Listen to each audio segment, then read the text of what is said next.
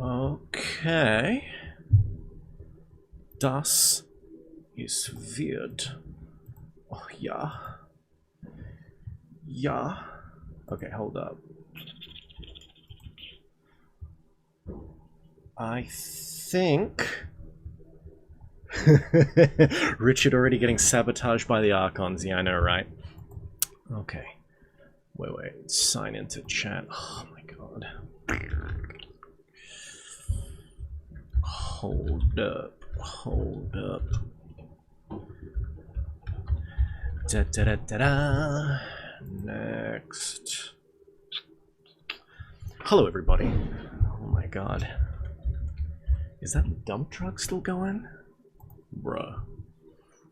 Sorry if there's background noise. Oh my god. Motorola. Yes, that's me. Signing in.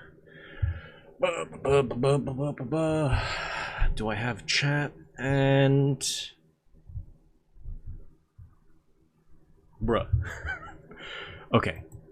Richard Ruach. Where's my chat? There's my chat. There's my chat. Oh my god. Okay. Okay. We're back. Sorry for the technical difficulties, everybody. My OBS updated, disconnected my account, and so I just opened it and was like, okay, time to come in. I'm just waiting, and then I go to hit, like, start streaming. And it's like, huh. What's going on? Why is there an error popping up? And then I'm like, huh, how can I... What? And then, because, you know, when you connect to your YouTube channel, you do that once and it's connected. You don't have to connect it every time. So I'm like, bruh. Liking it 7 minutes. Okay, so howdy, chat. Howdy, another guy. Kimberly, Tyler, Hyperborean Knowledge, dropping some swans. Out Tuition, welcome. Bobby Bob. We've got Lampshade 999. Mein Gott. That like auto-translated. Taking a dump right now for Grandfather Nurgle. I mean, Beelzebub? Based. Are you watching me on your toilet? That's pretty funny. Buyer's Market, howdy. Radical Ward. Radicaled Ward, welcome. And also Tyler, thank you for the $21. $21. Odd numbers only. That's right. Now it's a little bit late. We're off to a start. So let's just deal these cards and get into it. I'm not sure if you guys can hear the dump truck. I think there's someone dumping somewhere. Lucky Town. Woo!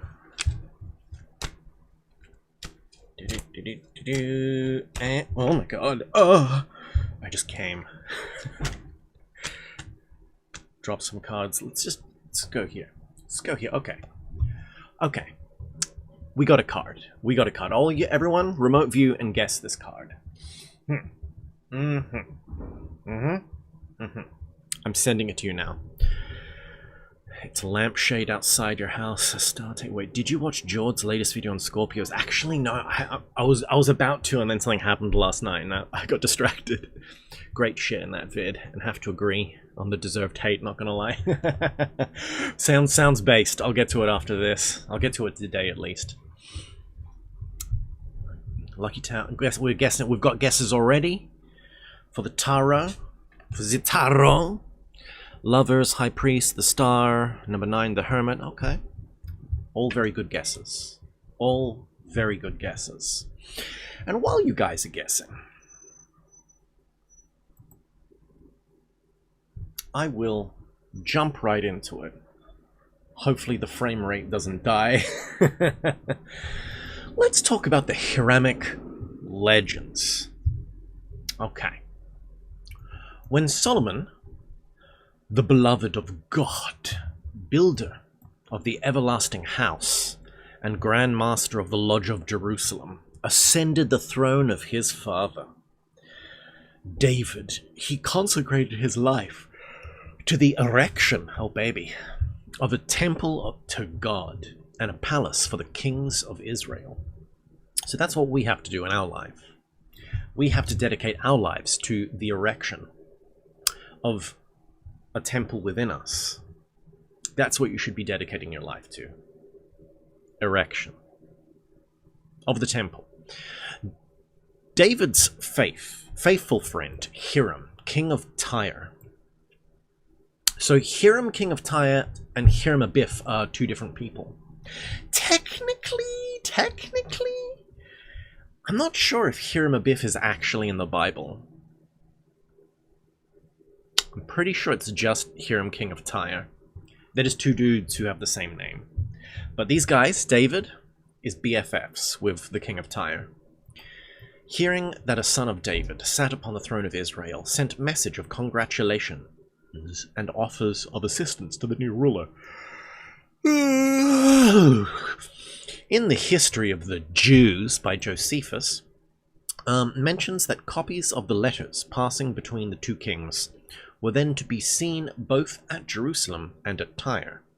Despite Hiram's lack of appreciation for the 20 cities of Galilee which Solomon presented to him, upon the completion of the temple, the two monarchs remained the best of buddies. Based. The third temple has to be built, guys. Another 500 billion to Israel is required. Bro. That is not enough. We need at least 3 trillion to Israel. Continuously. Now, both were famous for their wit and wisdom. And when they exchanged letters, each devised puzzling questions to test the mental ingenuity of the other. Interesting. Testing your friends. Solomon made an agreement with Hiram of Tyre, promising vast amounts of barley, wheat, corn, wine, and oil. Baby oil, as wages for the masons and carpenters from Tyre, who were to assist the Jews in the erection of the temple. Hiram also supplied cedars and other fine trees, very interesting, which were made into rafts and floated down the sea to Joppa, whence they were taken inland by Solomon's workmen to the temple site.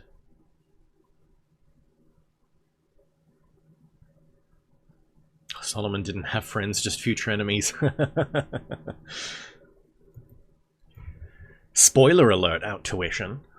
Because of his great love for Solomon, Hiram of Tyre sent also the Grand Master of the Dionysiac architects, Hiram Abiff, a widow's son. That's a very interesting thing, a widow's son. So his father, dead. Like Osiris in a coffin. A widow's son, aren't we all a widow's son? Who had no equal among the craftsmen of the earth. Hiram or Chiram or Hiram is described as being a Tyrian of birth, but of Israelitish descent. So he's a combo. He's a code switcher, as the kids say. And a second Bezaleel, honored by his king with the title of father. What the hell is a Bezaleel? Is that a title or a guy's name? Paste and go.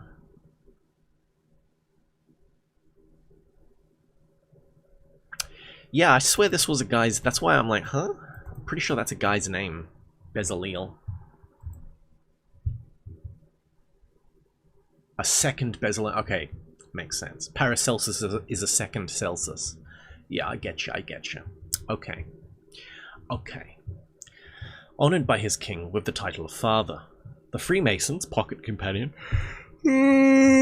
published in 1771, describes Hiram as the most cunning. It's interesting how cunningness is an attribute. He's literally Jewish.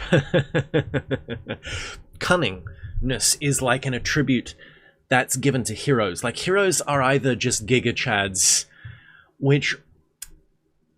There's like 3 types of heroes. There's the innocent heroes. There's the passable, or like the no fear. They have no fear, and because they have no fear, their innocence protects them, and where some people, like, would just spaghetti out, they remain, like, serene, and their no fear allows them to pass the tests. And then there's the Giga Chads, who would just drink protein shakes and lift stuff, and then insta-kill, like, dragons in one swing, Hercules.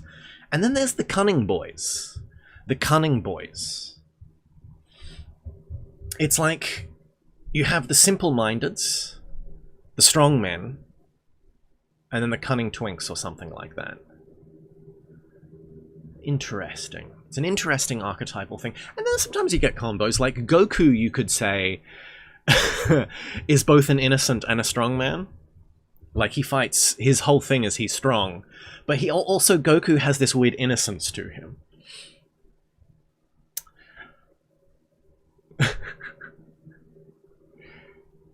Interesting. Which way, Western man? The sneaky twinks. Yes. Sneaky twink. Sometimes it's like, you know, the dumb strong man who's innocent is... I don't know if that's a kind of a bridging of an archetype, but... Because Hercules is also... And then there's also the strong... Hercules is a strong man, but then he's also intelligent in some places. Hercules is cunning strong man, because he's like, hey, Atlas, I'll hold the world for you. I'll hold up the heavens for you. And then Atlas comes back and is like, you know what, maybe you should hold it some more. And he's like, you know, Atlas, I'll do that for you, bro, but just my shoulder's a little twisted. I just need to adjust the heavens a little bit. And then psychs him out and puts it back on him. And so it's interesting. The cunningness has this thing. Like Luffy from, like, One Piece is innocent. He's innocent, like, you know, he goes to that island of the Amazons, and where all other men would have gooned themselves to death, he's just like, nah, I don't care. And because he just doesn't care, he's innocent, all of the, like, Boa Hancock falls in love with him. It's just like, it's like innocence, or this cunning intelligence. The strength maybe is always there, now that I'm thinking about it, but it's like... They either combine strength with a cunning intelligence, and not a calculative intelligence. It's not like he's good at math. It's a cunning intelligence or just complete innocence. And like there's no in between. That's what's interesting. So Hiram is he's a cunning boy. Link is innocent but also cunning, and sometimes a Giga Chad. Literally a Triforce. That's funny. That's funny.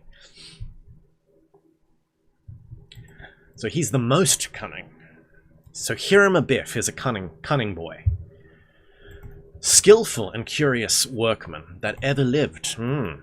Those abilities were not confined to building alone, but extended to all kinds of work, whether in gold, silver, brass, or iron. So he could work all of the metals. Whether in linen, tapestry, or embroidery, he could work all of the fabrics. Whether considered as an architect, statuary, so he could make buildings, he could make statues, founder or designer, separately or together, he equally excelled. From his designs and under his direction, all the rich and splendid furniture of the temple, and so he did like cabinet making as well, carpentry. He was a cabinet maker and a carpenter and a builder. Man, this guy must have like done so many trade courses. This guy had all the tickets lit. Hell yeah. And its several appendages were begun, carried on, and finished. Solomon appointed him, in his absence, to fill the chair as Deputy Grand Master, and in his presence, Senior Grand Warden, Master of Work, and General Overseer of all artists. He's an artist, as well as those whomst David had formerly procured from Tyre and Sidon. As those Hiram should now send. Modern Masonic writers differ to the accuracy of the last sentence. Okay. Although an immense amount of labor was involved in its construction, Solomon's Temple, in the words of George Oliver, was only a small building and very inferior in point of size to some other churches. The number of buildings contiguous to it and to the vast treasure of gold and precious stones used in its construction concentrated a great amount of wealth within the temple area. In the midst of the temple stood the Holy of Holies, sometimes called the Oracle. It was an exact cube, each dimension being 20 cubits, and exemplified the influence of Egyptian symbolism. The buildings of the temple group were ornamented with 1,453 columns of Parian marble. Really? Of the building of the temple group. So there was a temple and there was a grouping of structures, magnificently sculpted, and 2,906 pilastered, decorated with pilasters. Sorry, what's a pilaster? Bruh, give me your architectural terms. Ooh, that's sexy. Pilaster, shallow rectangular decorative elements. Okay.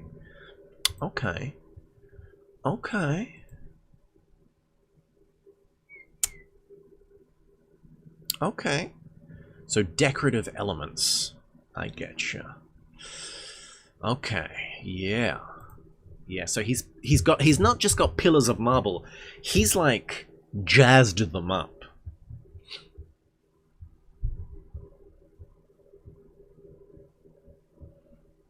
Wasn't Solomon's temple an example of squaring the circle? Yeah. That's what they say. I don't know. Whenever I see numbers now, after years of occultism, whenever I see numbers, I'm just like, I don't fucking care anymore. Because so many people just get so autistic with their calculations. I'm like, yeah, cool. Like, I can follow along a logic, but then someone else will have another logic, and I'm like, I don't care anymore.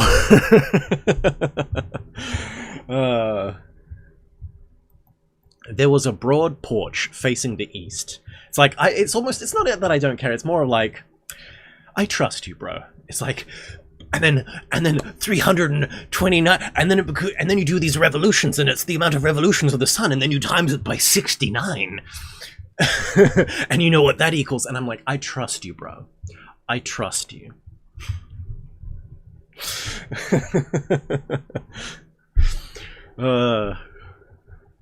Bruh.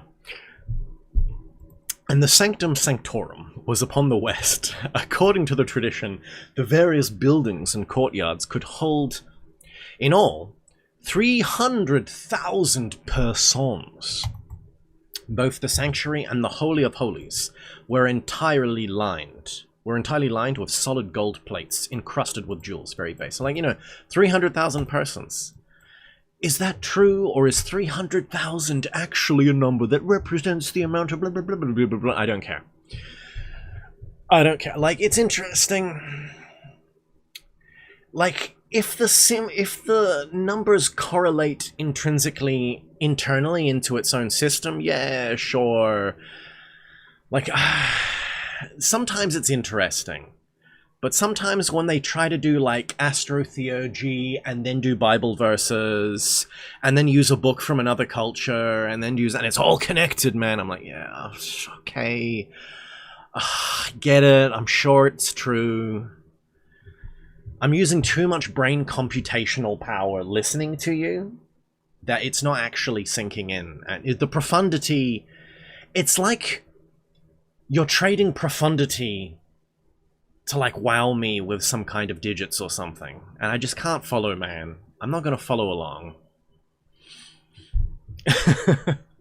I'm sure it's good.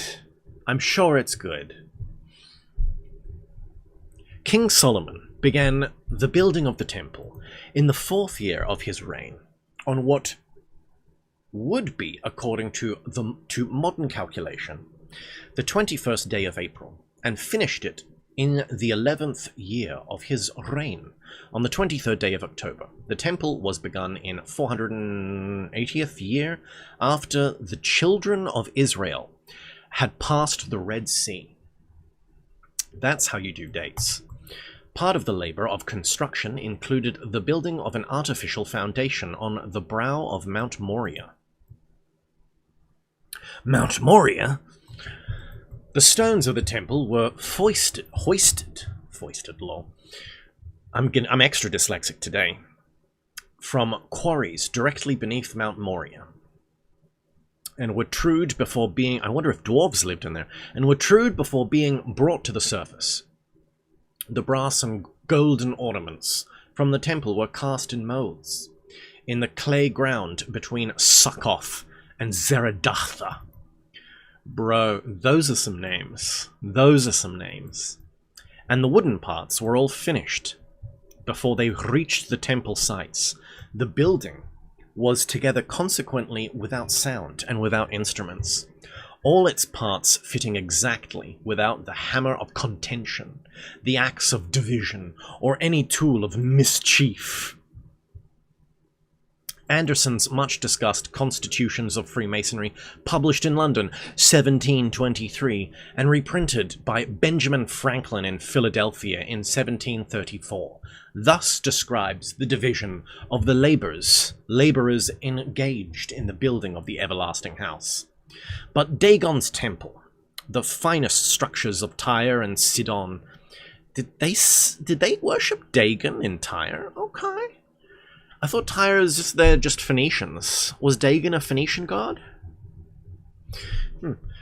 Could not be compared with the eternal God's temple at Jerusalem.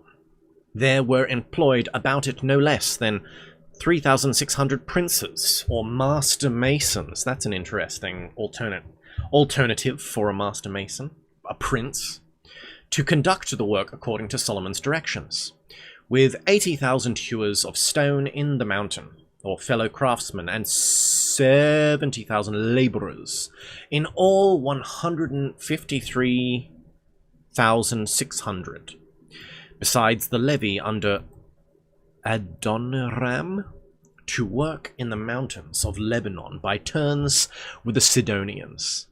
30,000 being in all 180. Yeah, I trust you, bro. Daniel Sickles gives 3,300 overseers instead of 3,600 overseers. Yeah, cool. And lists the 3 Grand Masters separately. The same author estimates the cost of the temple at nearly 4,000 millions of dollars. Wow.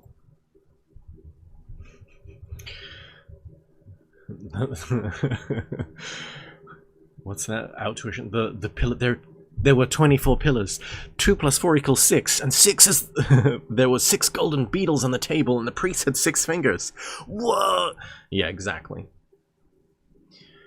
FV 3546 says, in your object perspection video, what? You talk about a study which tried to understand telepathy.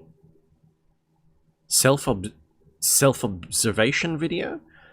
It seemed essential not to put too much rational interpretation into any...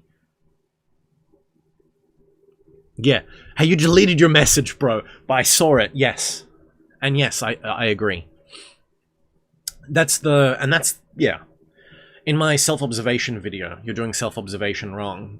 My whole point with that is, if you're over-analytical, it just kills self-observation. Because true self-observation is closer to a faculty like clairvoyance than it is to just psychoanalysis. And with analysis, with analytical thinking, you are breaking down things into bits, and then going, oh, I understand this thing because I've broken down the bits, and if I understand the bits, then I understand the thing. But that's not true. Because the whole has attributes that cannot be found in the bits.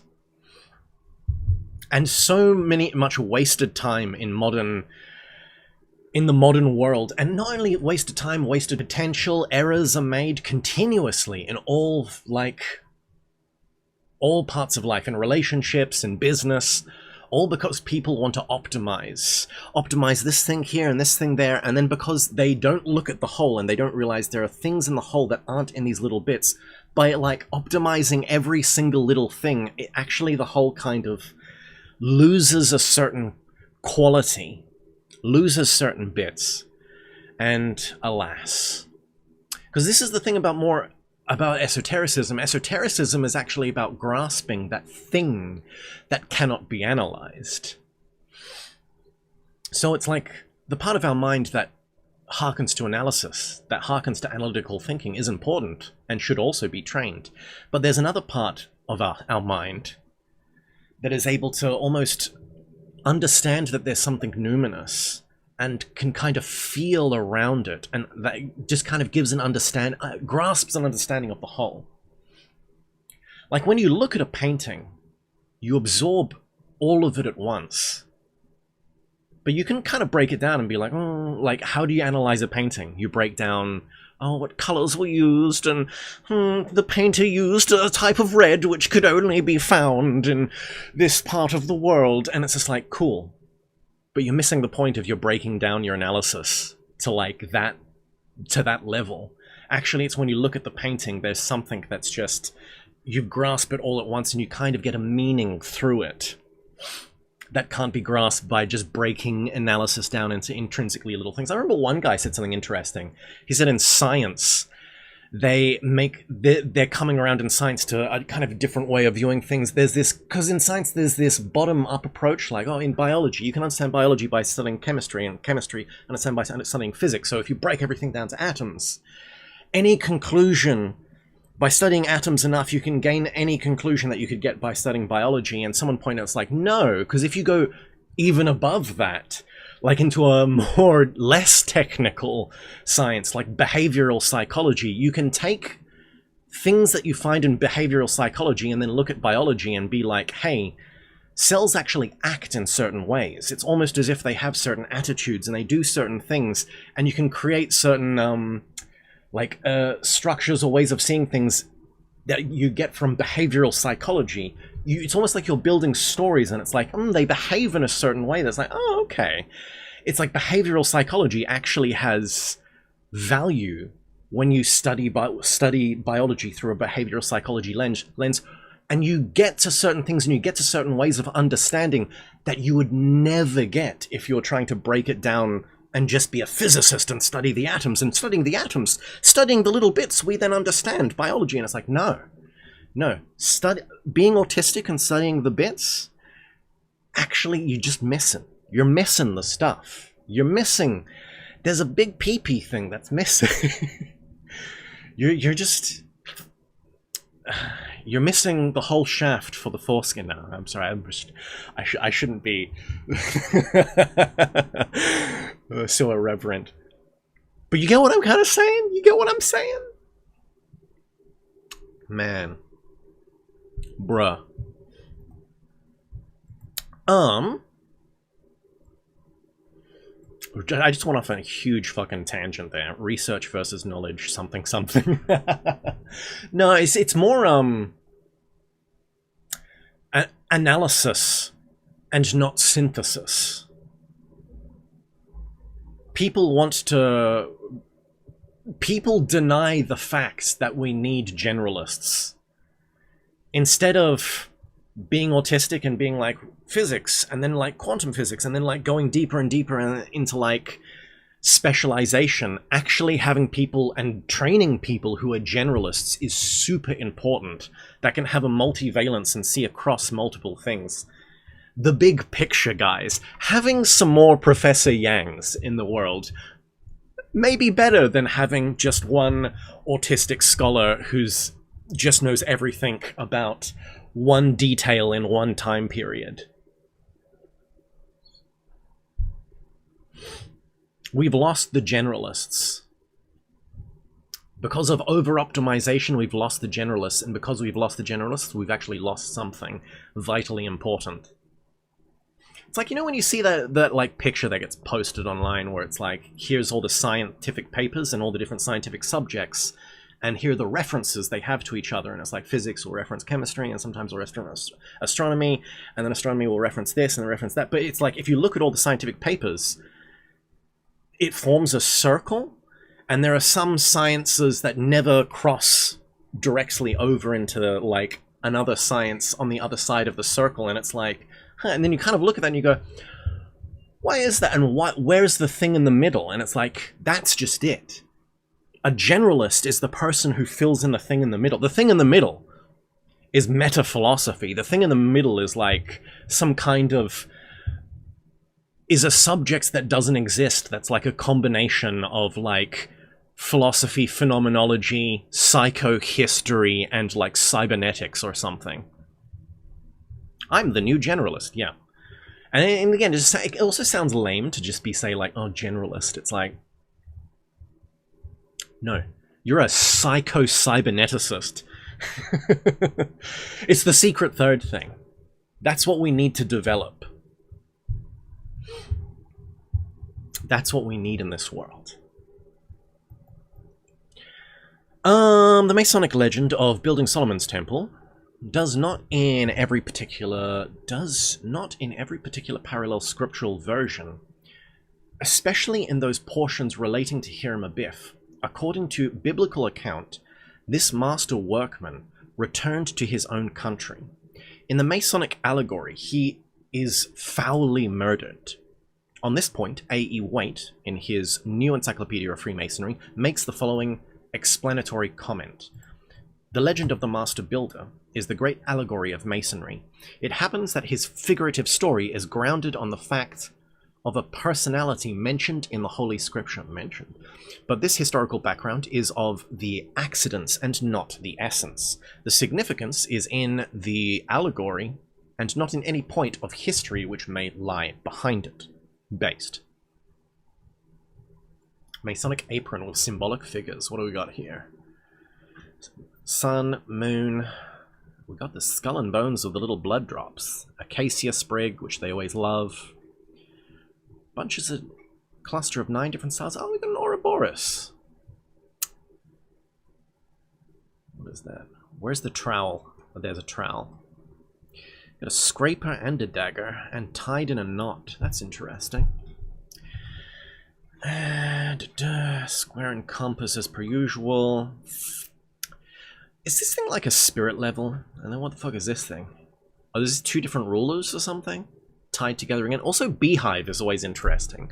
Beehive can represent the work, like hard workingness, but there's also a kind of a Venusian quality that beehives have.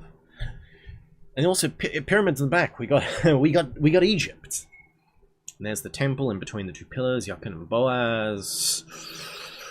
A mountain or mound with trees is interesting. A rough stone and a hewed stone, which also has a cap on it. That's interesting. Now what the hell is this? Is this a design for a pillar? And the mallet, of course. So let's see what he says about this. While the mystic symbolism of Freemasonry decrees that the apron shall be a simple square of white lambskin with appropriate flag, Masonic aprons are frequently decorated with curious and impressive figures. When silk, cotton, or linen is worn, writes Albert Pike, the symbolism is lost, nor is one clothed with blots, defaces, and desecrates the white surface with ornamentation, figuring, or color of any kind. To Mars, the ancient plane of cosmic energy, the Atlantean and Chaldean stargazers assigned Aries as a diurnal throne and Scorpio as a nocturnal throne. Those not raised to spiritual life by initiation are described as dead from the sting of a scorpion. For they wander in the night side of divine power. Through the mystery of the Paschal Lamb, or the attainment of the Golden Fleece, these souls are raised into the constructive day power of Mars in Aries, the symbol of the Creator. That's interesting. Makes me wonder if there's some kind of symbolic or initiatic rite where you used to deliberately poison yourself and you'd like endure past the poison. Like you'd take poison. Because there's people who used to like take little bits of poison to slowly make themselves immune. If there's something like that in an initiatic school, where you take poison and you kind of go into a hibernated state, and then you get given the cure, and you kind of come out of it, and it simulates death or something like that. Because that would be cool. Because they do... Sometimes people get given concoctions of, like, wormwood, which is sort of poisonous, but if you water it down, it's just basically a tonic. A deworming tonic. Give me all the poison. When worn over the area related to the animal passions, the pure lambskin signifies the regeneration of the procreative forces and their consecration to the service of the deity. The size of the apron, baby, exclusive of the flap, oh mama, makes it the symbol of salvation. Your salvation is decided by the size of your flaps. For the mysteries declare that it must consist of 144 square inches. 144! Whoa! 12 times 12! Whoa! The apron shown above contains a wealth of symbolism. The beehive, emblematic. Yeah, tell me about the beehive. Because the beehive's an interesting symbol. Emblematic of the Masonic Lodge itself. Really? I've never heard that one. Interesting. The trowel, the mallet, the trestle board. Maybe what's a trestle board? Fuck. No. Bruh. Oh, trestle. Would I put a K? Bruh. And it just comes up with Masonic stuff? Bruh, come on. Yeah, but what is an actual trestle board? Not just in reference. Oh, you mean like tracing board? Did a tracing board used to be called a trestle board? Huh. Because my impression of the Masonic tracing boards is, back in the day of the guilds, the Master Mason would used to get... It's what blueprints are. You'd get the blueprints, and you lay it out on the ground, and you'd get your apprentices, and you'd show them stuff, and you'd dictate, and you'd train people like that. And so in the Masonic lodges, when they became philosophical, instead of having blueprints that were literal blueprints, their blueprints would be shit like this, which are symbolic representations of the mysteries. This is a map of the spiritual path, or a map or a blueprint for rebuilding the temple, the internal temple. And so instead of being literal blueprints, you get these things. So blueprints, they weren't called blueprints back then. They were called I thought they were called tracing boards, where they would put a tracing board down and be like, instead of building a new building each time you have a new apprentice, you get a bunch of apprentices and you just you don't do a mock building, you get a mock set of blueprints or a tracing board, or I guess trestle board. But I guess they don't do that anymore, and they don't even call it a trestle board anymore. And then it just is an archaic term which is only applied to Masons? Am I tripping balls? Because that's just my impression. Anyway. The rough and trued ashlars, the pyramid, and the hills of Lebanon. Okay, that's interesting, because that's the cedar thing. You know how the flag of Lebanon has a tree on it? The whole shtick is Lebanon is where ancient Tyre, or at the very least, there's these huge cedar forests, which in ye olde days, that was one of the main exports into the ancient world, because cedar was just basically based, and like you couldn't get any other wood like it. And just like everyone used it, even old magic wands and staves would have just been like, their descriptions are like specifically make this out of cedar, so the hills of Lebanon, i.e. where the cedar trees are. And if you've read any Russian books about how cedar trees are magic, you know what's up. So the lesbian cedars are very magical.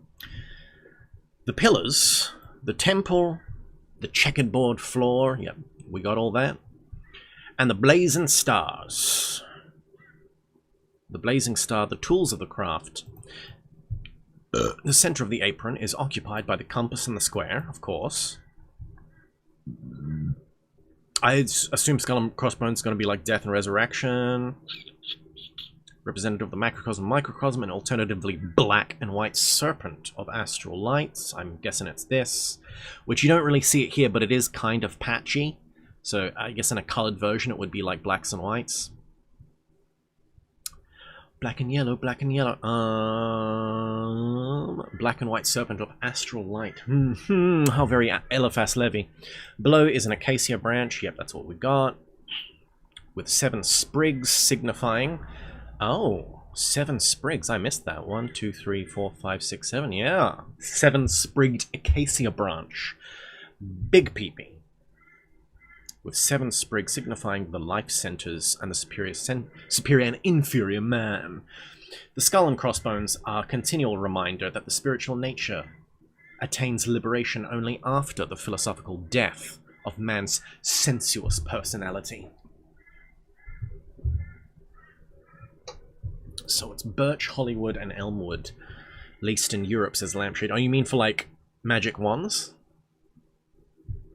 I guess in places that were far-flung, like in Britain, but even then, Britain had made trade with frickin' the Phoenicians, because of tin, the tin mines in Britain, so they could have gotten some cedar, but, I mean, you use what's around as well.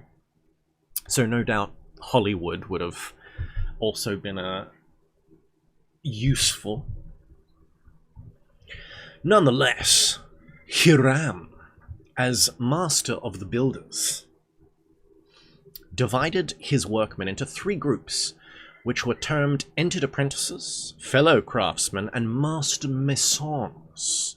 I remember listening to an audiobook once, where they clearly, it was an esoteric audiobook, but they clearly got a guy who had no idea of esotericism and he'd pronounced shit wrong. But there was one bit where they mentioned the Masonic stuff and he said like, Hiram Abiff, the master mason. And it's like, it's Mason. It's Mason. That's not even an esoteric word. And it fucking pissed me off. I hated that guy. No idea who actually voiced that audiobook, but it's clearly some company just wanted to get their book done in audio, and so they just hired a random dude, and I'm like, bruh. Find him, push him into the ocean. To each division, he gave certain passwords and signs by which their respective excellence could be quickly determined. While all were classified according to their merits, some were dissatisfied, for they desired a more exalted position than they were capable of filling. Well, we can do some filling. At last, 3 fellow craftsmen, more daring than their companions, determined to force Hiram to reveal them the password of the master's decree. So these 3 guys, where did they come from? And they were fellow craftsmen, so they were betrayers. Interesting.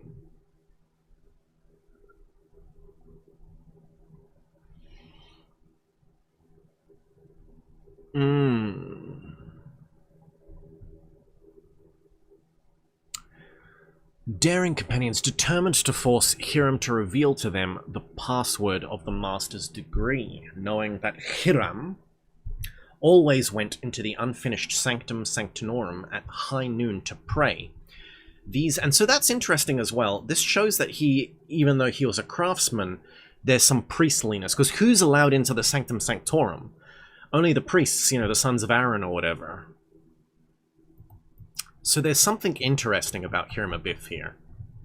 He also has some esoteric secrets. At high noon to pray. So it's like, what word did they want to gain? And, you know, and then there's this whole thing in Kabbalah and the Merkava literature, where it's kind of like you move through these heavenly palaces, the Hekalos, and you have to have passwords, and it's like, what are the passwords? And it's just this kind of thing. So there are some secret words that they wanted from him. Where did they come from? Where did they go?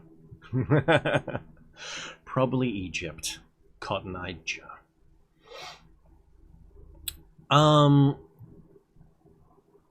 So it's interesting, this whole password thing, because you see it in Masonic literature, and you also see it in esoteric Hebraic literature. So there's definitely something there. And this is the thing, it's like, what passwords do they want? What was the secret word? And who knew the secret word? Because Hiram Abiff would have known the secret word, but then you would think also the priests would have. And you would have also think Solomon would have as well. Solomon himself would have known the esoteric world. So that's where you get this literature of Solomonic magic, being this word can be used to, what? Summon and command, you know, spiritual beings. So there are all these things about this esoteric word, the secret words. Nominalism. These three ruffians, whose names were Jubella, Jubello, and Jubellum, Lamau, lay in wait for him, one at each of the main gates of the temple. That's interesting. Does everyone remember the 9th gate? How the final card that he gets is a fake card, and then he goes back to that place where there's those 3 Italian brothers who are all craftsmen. And, like, behind a thing, he finds the right one, which has the Scarlet Woman on top of the beast. And then he, you know, goes back to the castle and attains enlightenment. And it's like, are those the 3 ruffians? They're also 3 craftsmen. Are they fellow craftsmen? Is that a reference? 9th gate reference? What's going on? Hiram, about to leave the temple by the south gate, was suddenly confronted by Jubella, armed with a 24-inch gauge. Upon Hiram's refusal to reveal the master's word, the ruffian struck him on the throat with the rule, that's interesting, and wounded the master, then hastened to the west, where Jubello, armed with a square, awaited him and made a similar demand. Against Hiram was silent. And the second assassin struck him on the breast with the square. Damn titties. Hiram thereupon staggered to the east gate, only to be met there by Jubellum, armed with a maul. When the Hiram refused with the master's word, Jubellum struck the master between the eyes with a mallet, and Hiram fell dead, right on the 3rd eye. Also makes sense why a lot of monks have been master craftsmen as well. Yes, based. Yeah. My guy got jumped for real. The body of Hiram was buried by the murderers over the brow of Mount Moria, and a sprig of acacia placed upon the grave. The 3 murderers then sought to escape punishment for their crimes against humanity by embarking for Ethiopia. That's interesting. That's interesting. Ethiopia, where the Enochian Gospel was found. But the port was closed. All 3 were finally captured, and after admitting their guilt, were duly executed. Parties of 3 were sent out by King Solomon, and one of these groups discovered the newly made grave marked by the evergreen sprig.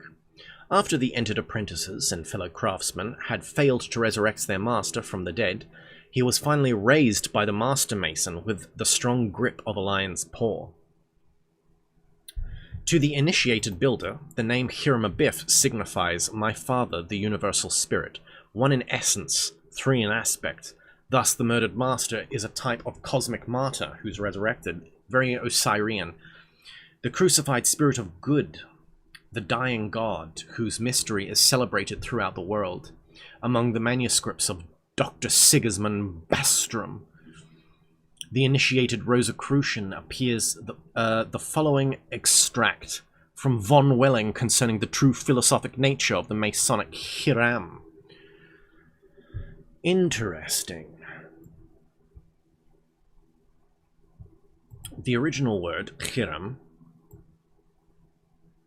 is a radical word consisting of 3 consonants. He, Resh, and Mem. Or Chech. That's Chech. Why did they put the C's there? Because sometimes this is like when you see the Kabbalistic names, you have Chesed and Chokma, but when you hear like a rabbi say him, he says Chokma and Chesed. So I don't know about Chech. Cherem. Resh and Mem. Che signifies Chama, the sun's light, the universal, invisible, cold fire of nature, attracted by the sun, manifested into light and sent down. So I just yawned. Belonging to the solar system. Resh signifies Ruach, i.e. spirit, air, and wind. Wind, so farts. So my name is Dick Wind. The vehicle which conveys and collects the light into the numberless foci, wherein the solar rays of light are agitated by a circular motion and manifested in heat, burning fire. Pardon me. Oof. I'm tired, lol. And Mem signifies Majim, water, humidity, but rather mother of water, radical humidity, or of a particular kind of condensed air. So he's going for a fire, air, water, elemental magic here. These three constitute the universal agent or fire of nature in one word, Hiram, or Chiram, not Hiram. Oh, so you're just being fancy now. Oh, it is Chiram, not Hiram. Yeah. Cool story, bro. That's sweet, sweet Richard Ruach.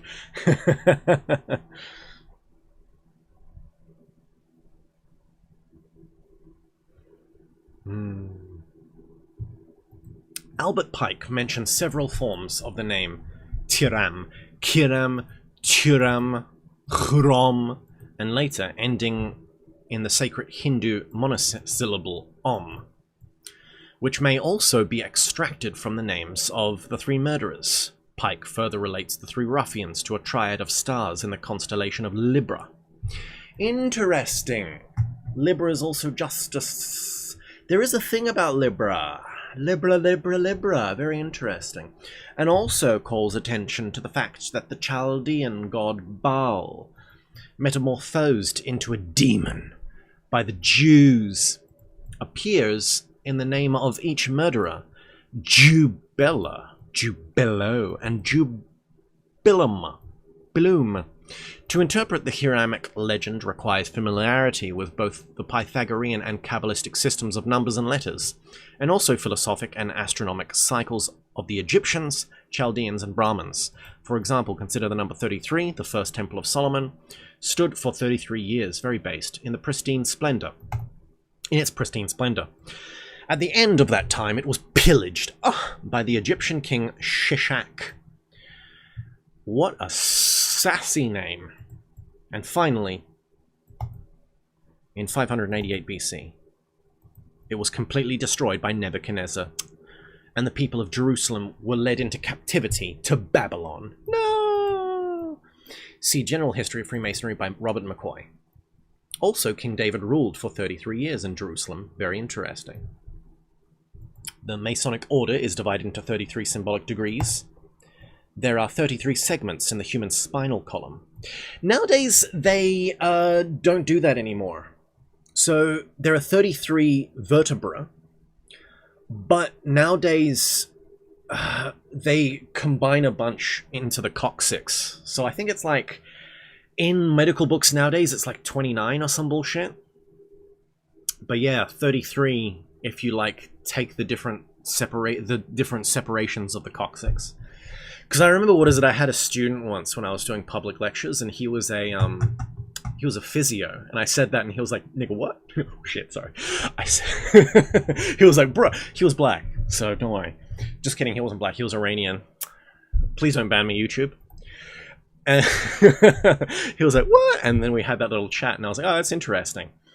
And then he like looked it up and was like, "Oh," but yeah, apparently nowadays in college, they don't do the 33 vertebrae anymore.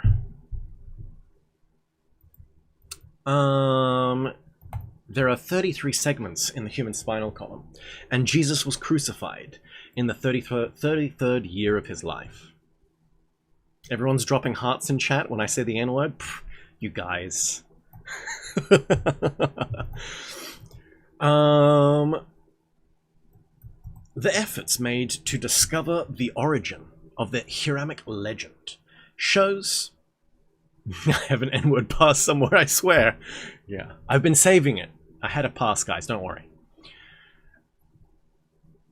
Any black guys in the chat want to give me an N-word pass as well? I'll also accept that. Richard expose. Yeah, Richard cancelled, coming soon. Jesus.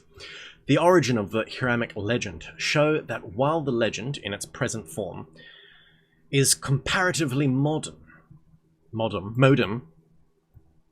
its underlying principles run back to the remotest antiquity. It is yeah. So this is the thing, it's a modern legend, but there are parts of it that are clearly ancient. I'm black from the neck up. Well, thank you, Soulman, for the £1. Everyone, drop some likes. You know what? Let me see. What should I do it for? 50 super chats, all colors, next 30 minutes. All colors. I'll say the N-word on live stream.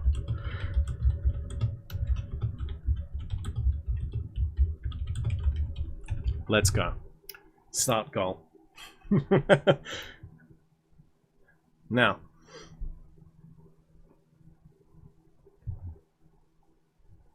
Here's your pass, clearly why. Thank you for the 27. Thank you for the 27, Tyler. I feel T...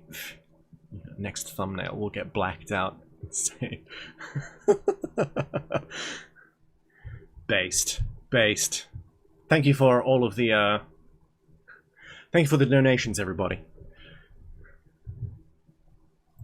Its underlying principle, run back to the remotest antiquity. It is generally admitted by modern Masonic scholars that the story of the martyred Hiram is based upon the Egyptian rites of Osiris, whose death and resurrection figuratively portrayed the spiritual death of man and his regeneration through initiation into the mysteries. Hiram is also identified with Hermes through the inscription on the Emerald Tablet. From these associations, it is evident that Hiram is to be considered as a prototype of humanity. In fact, he is Plato's ideal archetype of man, as Adam, after the fall, symbolizes the idea of human degeneration. So Hiram, through his resurrection, symbolizes the idea of human regeneration.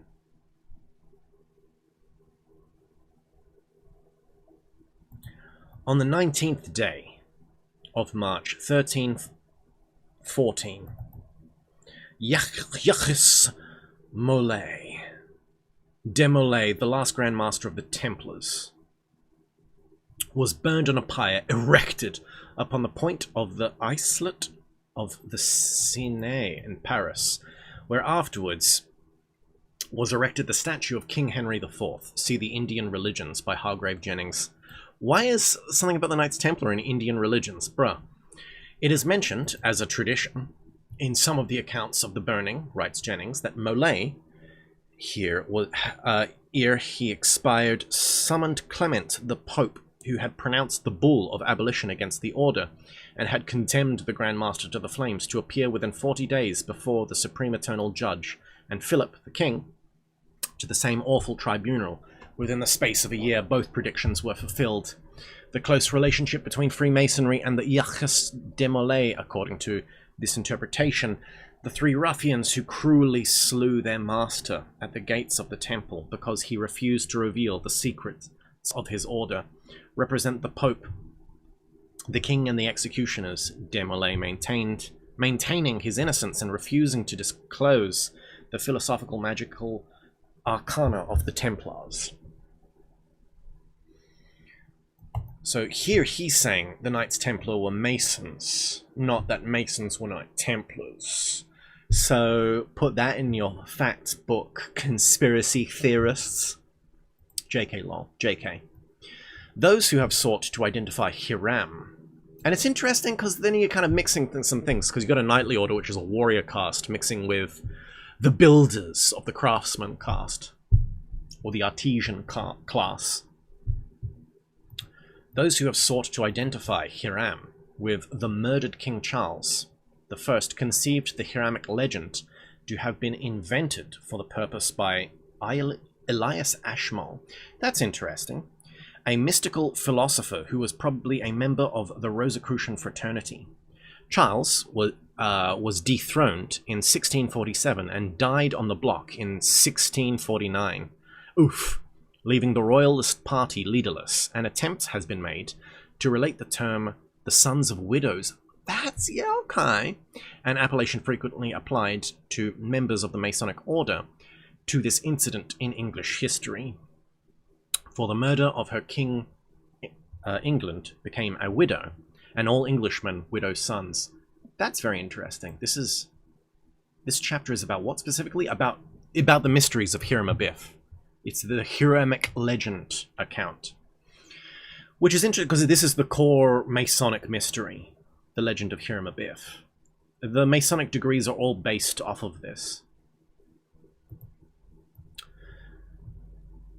To the mystic Christian Mason, Hiram represents the Christ who in 3 days, or degrees, raised the temple of his body from the earth, from its earthly sepulchre. His 3 murderers were Caesar's agents, the state, the Sanhedrin, the church, and the incident populace. Interesting. The state, the church, and the mob are against the true initiate. Based. You have to fight the government, you have to fight orthodox religious institutions, and you have to fight the NPC mob, atheist mob.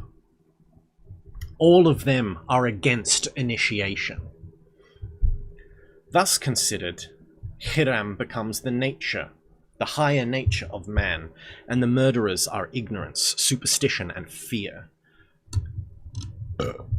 The indwelling Christ can give expression to himself in the world only through man's thoughts, feelings, and actions. Right thinking, right feeling, right action. What are we, Buddhists now? These are the 3 gates through which the Christ power passes into the material world. There to labor in erection of the temple of the universal brotherhood. Oh, sleepy. Ignorance, superstition, and fear are the 3 ruffians. Interesting. Okay, ignorance, superstition. Superstition is interesting. So it's not lack of knowledge, which is ignorance. It's wrong knowledge, which is superstition. So this is a double. This is an interesting point because it's like you can lack, but you can also have the thing you lack, but it's warped, and that's still wrong. Ignorance, superstition, and fear are the 3 ruffians whose agencies, the spirit of good, is murdered, and a false kingdom controlled by wrong think. It says wrong thinking, but wrong think. Wrong feeling and wrong action established in its stead. In the material universe, evil appears ever victorious. Yep, it sure does.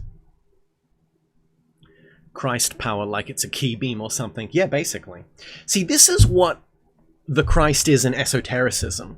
The Christ is literally like a freaking cosmic ray, which comes down, which is ever permeating. And so you're kind of doing magic to kind of imbue it into yourself. Evola invoked. Yeah, exactly. Exactly. Because it's elitist. This is why we're against the mob, but we're also against the church, and we're also against the state. Initiation, by its very nature, is elitist. Which is why it's so cringe when people are like... I saw it...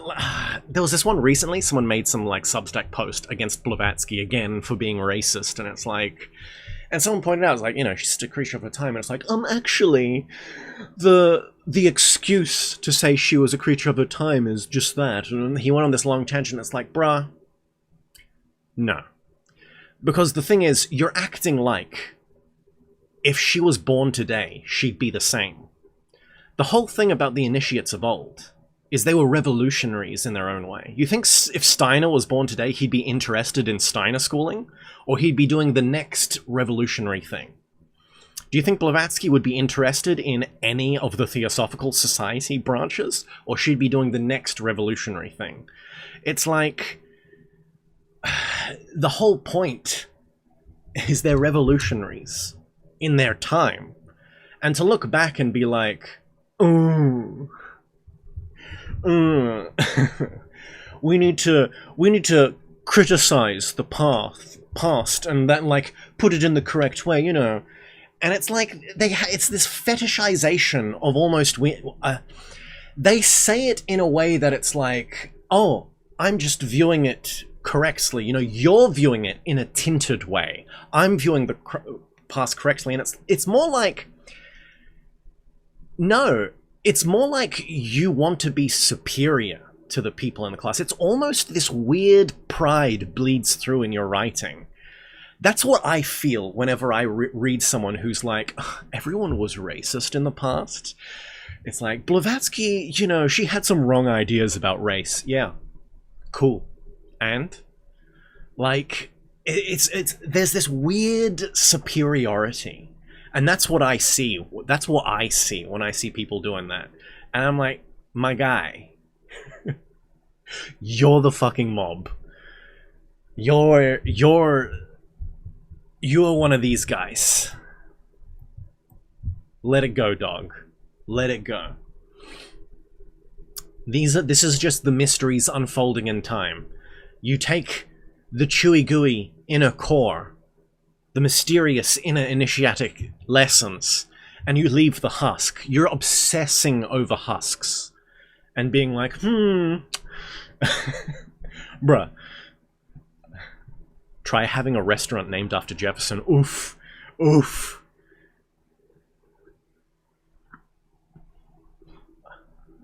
Everyone, go to Tyler's restaurant and eat food.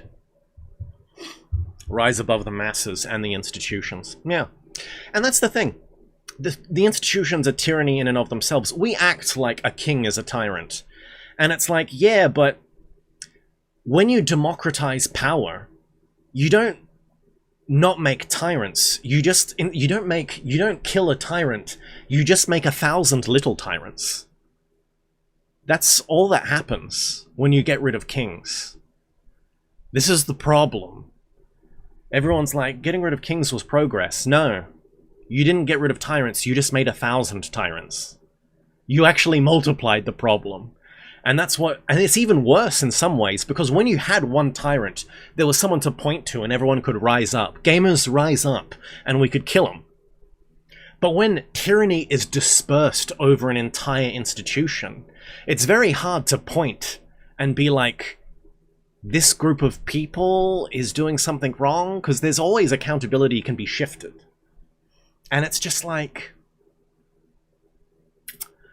my guys. And then that's when you get things where it's like, corruption runs rampant. You got a Gurdjieff's burger? Oh my god, that would be a great burger. What would be in a Gurdjieff burger?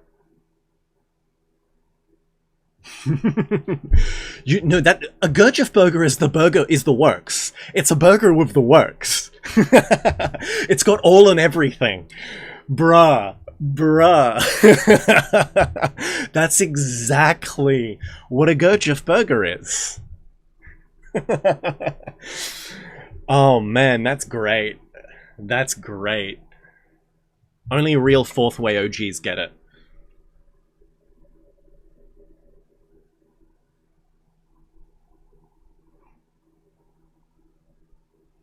A lot of people say that Brazil would do a lot better if the monarchy wasn't abolished. I mean, that's always a hard call. Who was the last king? Because the last Brazilian king seems like... It's hard with kings, especially modern kings, because they did kind of degenerate. It seems like the last Brazilian king was just kind of like... emo for Europe. And just kind of didn't care about Brazil, though. And that's the thing. It's like, if you do have a tyrant, you kill him, but then you replace him with who? With what? It's what do you replace him with? So it's like, it's one of those things. I also kind of don't blame the people who were idealistic and being like, let's try something different. Yeah, cool. But we've tried something different now, and democracy sucks. I said it. I said it.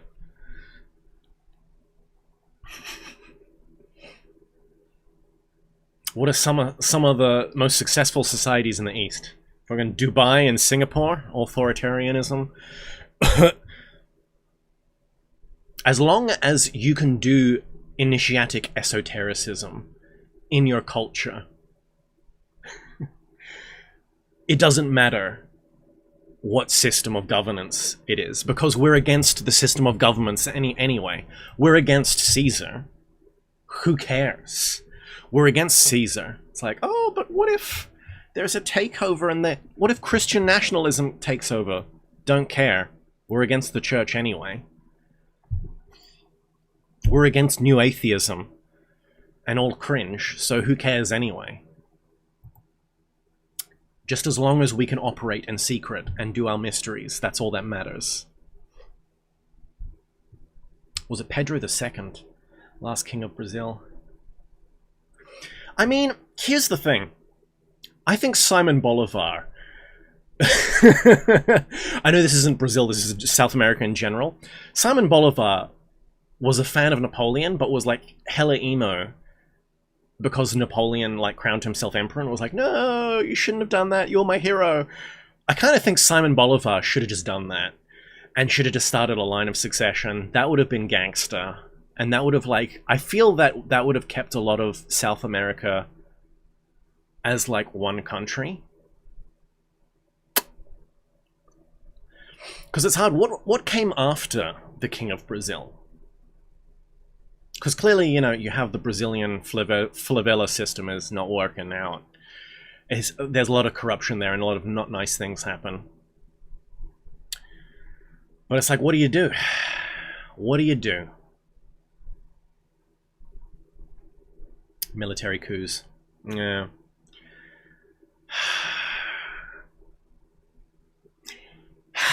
It's always like, then they coup, and then the guy who gets in charge is just like, no, let's just continue to be shit.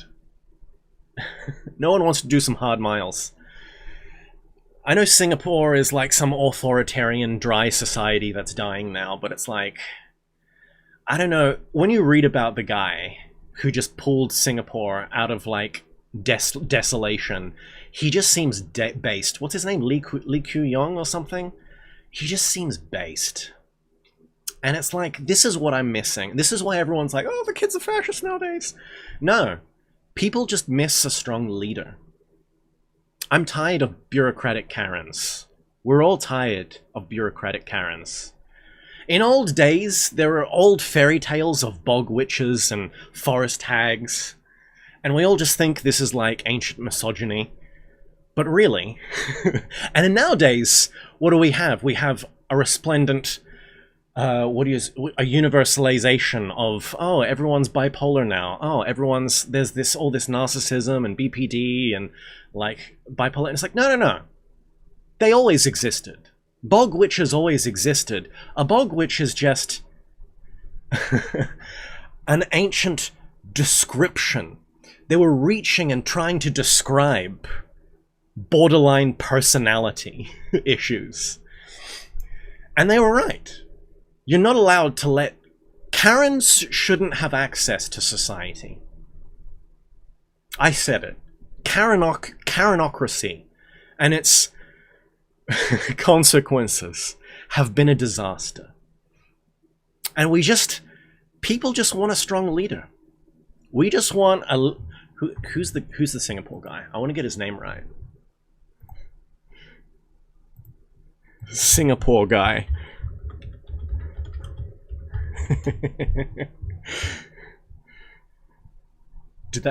No, leader of Singapore. He's dead now, of Singapore. Not the current one. Lee Kuan Yew. Is he still alive? Lee Kuan Yew, I'm pretty sure that's the guy. Everyone wants a Lee Kuan Yew to pull their country out of... yeah, exactly. To just pull their country out of whatever we're in now. Karen's all in Utah, fenced in, only chilies to eat at. We suffer under gynocentric Karen fascism. Yeah. I thought Karens were good for the status quo and shit. I mean, and this is the thing. I think there is a hierarchy of Karens. This is just it. there's the two different types of Karen. There's the Karen who is upset at bureaucracy and is like, oh, hell no. And like, is it like, will like stand up for the little man. And then there's the Karen that is the bureaucrat and is like, oh, hell no, you're not skipping the line. We need order. The two manifestations of Karen. El Salvador's leader is a good example. Is that of like a current leader? I don't know. I don't know much about El Salvador's leader. Are they doing some good? Somewhat. Oh, man. And of course, we're being facetious here. It's more bureaucratic nightmare that we're against. Just, God. You don't need a giant bureaucracy of admin men and women. We just need one strong guy.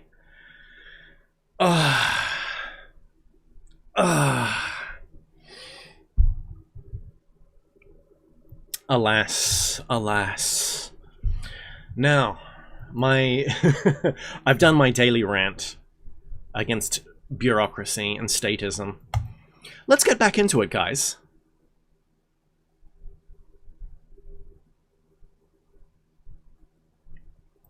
Against church, against state. Christ beam indwelling. Christ can give expression to himself in this world only through man's thoughts, feelings, and actions. Yes. We incarnate the word in the Rosicrucian mysteries. Right thinking, right action. These are the three gates through which the Christ power passes through into the world. Yes. There to labor in the erection. Temple of Universal Brotherhood. Universalism. That doesn't mean one world order. That means everyone is unique in their correct places. When you have a musical composition, you don't have all the notes play in one point, because you just have a splattering of all of the noise honking at one time. But if you have all of the notes separated correctly with distance appropriate to each, a harmony arises and a beautiful symphony of universal brotherhood arises. You know what I'm saying? Everyone know what I'm saying?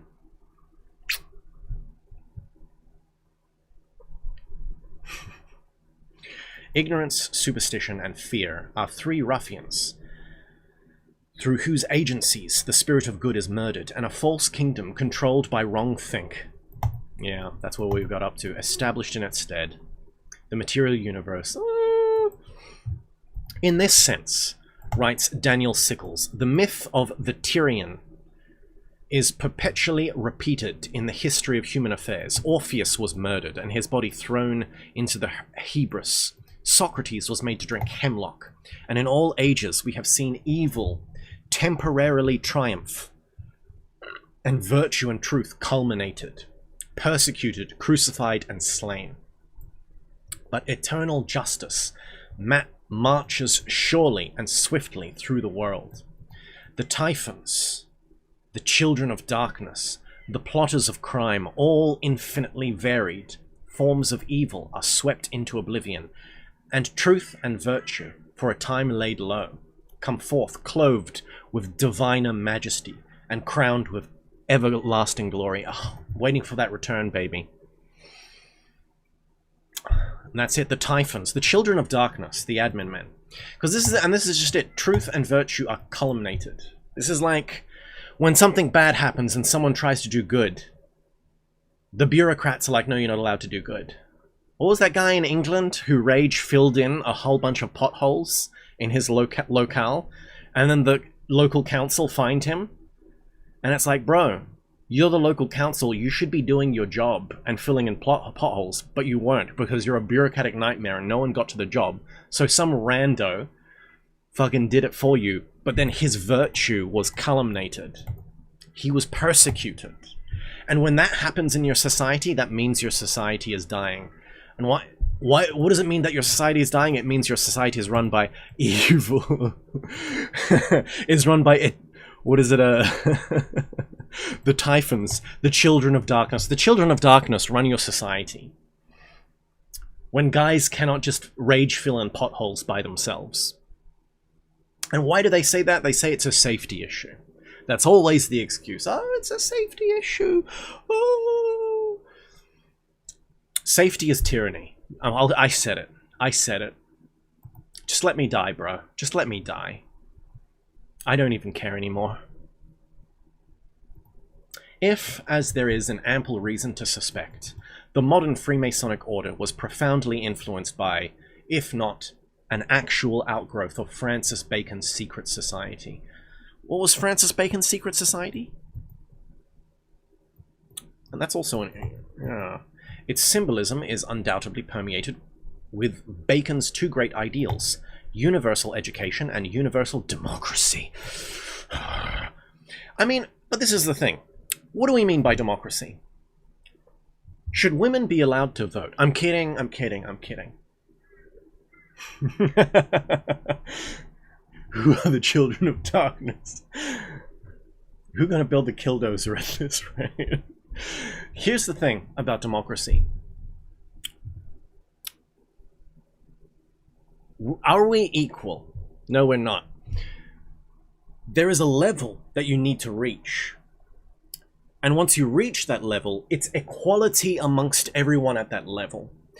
In Starship Troopers, in order to become a citizen, you had to spend time in the military and gain a citizenship. But despite, because like that was the main character, his parents weren't citizens, so they couldn't vote. They couldn't participate in society, but besides that, they still lived in like a clean, healthy place. But it's one of those things, it's like, there's one thing. Stream dying? I've got good bits, I've got good upload speed, my frame rate's fine. I'm talking about... This is when I'm talking about democracy now, it like goes down. Who should be allowed to vote? If you spend time in the military, if you spilt blood for your nation, even if it's like you're not even deployed, I know you get trained by the military, maybe you got to do a deploy, we can sort out the things, but it's like you spend time for the military, in the military. So you've dedicated your blood, you've spilt blood for your country, you deserve to vote. You should be allowed to vote.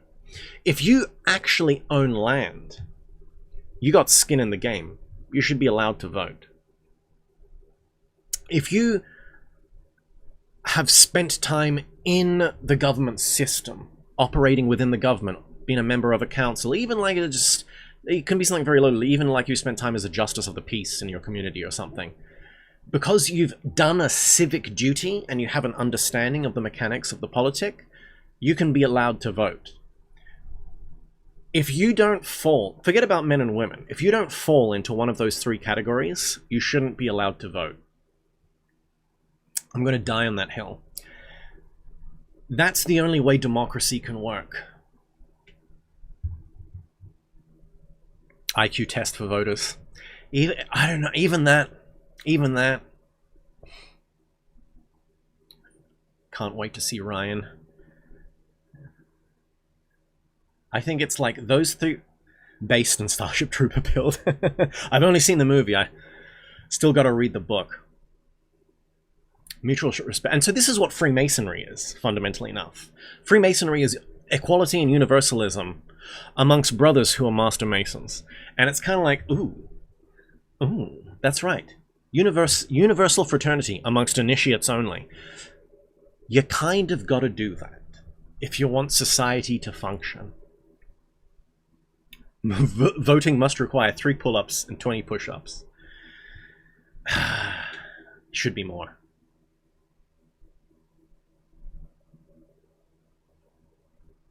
In my government, you will need to take an IQ test to be allowed to vote. Nah.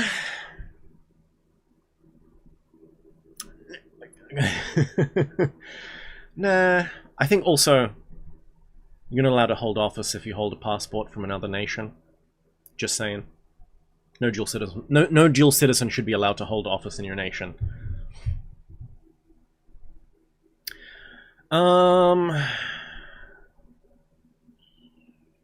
Bench 215 to vote at the voting center in front of everyone. Chatocracy. I think, like, one interesting one would be, like, do 100 push-ups in a row. Maybe if you did something like, do 100 push-ups in a row, or 50 squats in a row.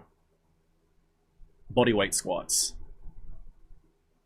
And it should be like an either for, or 10 pull-ups in a row. Something like that, and it's a choice thing. Not all three.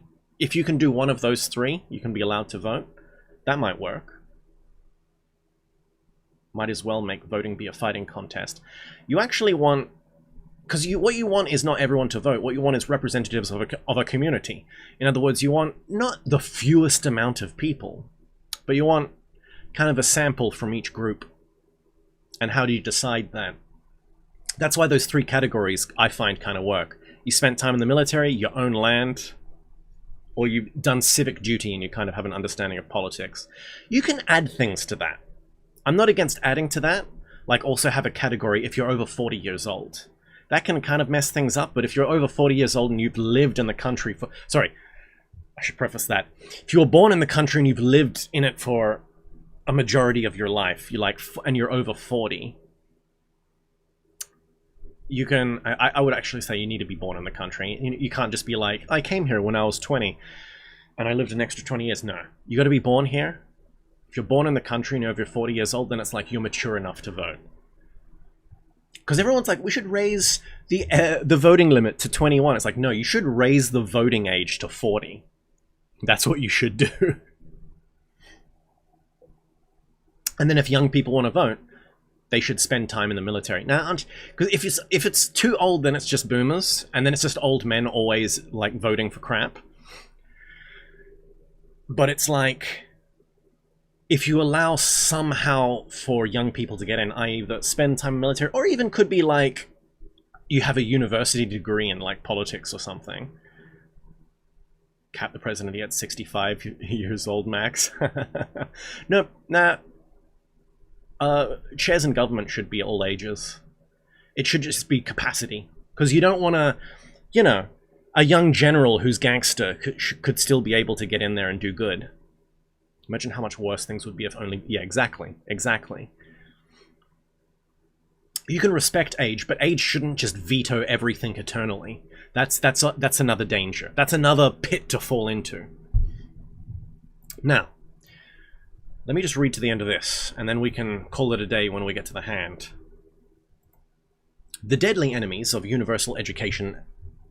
Sorry, yes. The deadly enemies of universal education are ignorance, superstition, and fear, by which the human soul is held in bondage to the lower part of its own constitution. The errant enemies of universal democracy have ever been the crown, the tiara, and the torch. Thus, Hiram symbolizes the ideal state of spiritual, intellectual, and physical emancipation. Oh, cracked my back. Which has ever been sacrificed upon the altar of human selfishness.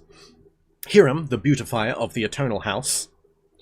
Modern utilitarianism, however, sacrifices the beautiful for the practical, and this is why everything's ugly nowadays. In the same breath, declaring the obvious lie that selfishness, hatred, and discord are practical. Dr. Orville Ward Owen found a considerable part of the first 32 degrees of Freemasonic ritualism hidden in the text of the first Shakespeare folio. Masonic emblems are to be observed also upon the title pages of nearly every book published by Bacon.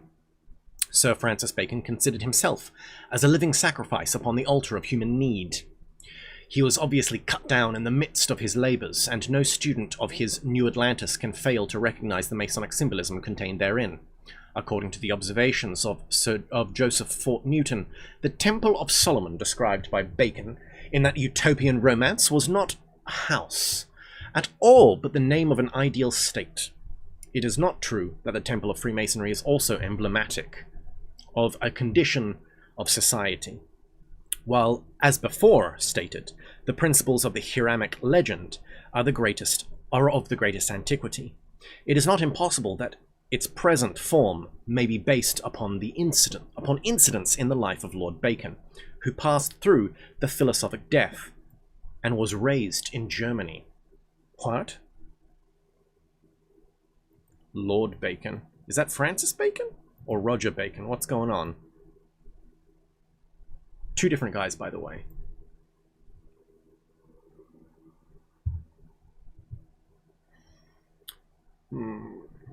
Yes. Looks like some AI hand slop. Nah, this is one of those Zabasius hands. Hands of the mystery. Hey, Big Holan. Came in right at the end. We're just about to end stream. You can guess what the taro is. Why would spending the time in the military be necessarily good? No, so it's just in the system of politics. If you want to vote, you should spend time in the military because it's just dedication to your country. If you're just a random who's like, well, it's time to go vote, it's like whatever. But if you've spent time in the military, then it shows that you've dedicated blood to your country. So then you deserve to vote. You're allowed to vote. Ah, Tyler, thank you for another 20 bucks. Why is my counter not going up? Super chats, say the N-word on live stream. Huh, that's weird. Guessing the world, guessing strength. Yeah, it's about skin in the game, as our tuition says. Now, everyone make your guesses for the tarot. Now, I'm trying to think, does this fit with the theme today? It's about Hiram, who's an initiate. Guessing the star, guessing the world, guessing the wheel. Death, Norbulok, Moon. I mean, all of those are in Masonic mysteries. But it's about Hiram Abiff. If Hiram Abiff was a tarot card, what tarot card would he be?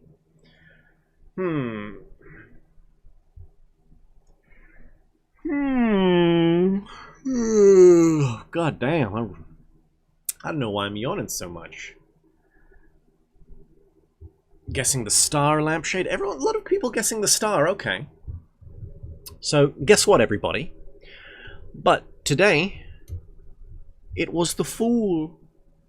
Wah, wah. The card was the Fool. The cards will tell. The past and your future as well. Fooled twice. Indeed. Of course it was. It's interesting. Fooled again. The Fool's always like a random one. It never quite fits for the Fool.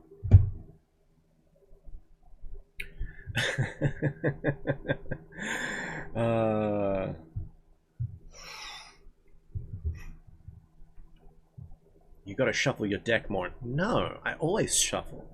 My deck is so shuffled. Bro, you have no idea. Well, thank y'all for joining me this week. Sorry about the late start. OBS just playing with me. But yeah, we'll have a new video out soon, some new things on the horizon, and things and thangs. Drop a bird in the chat for Carl. And I'll see y'all next time.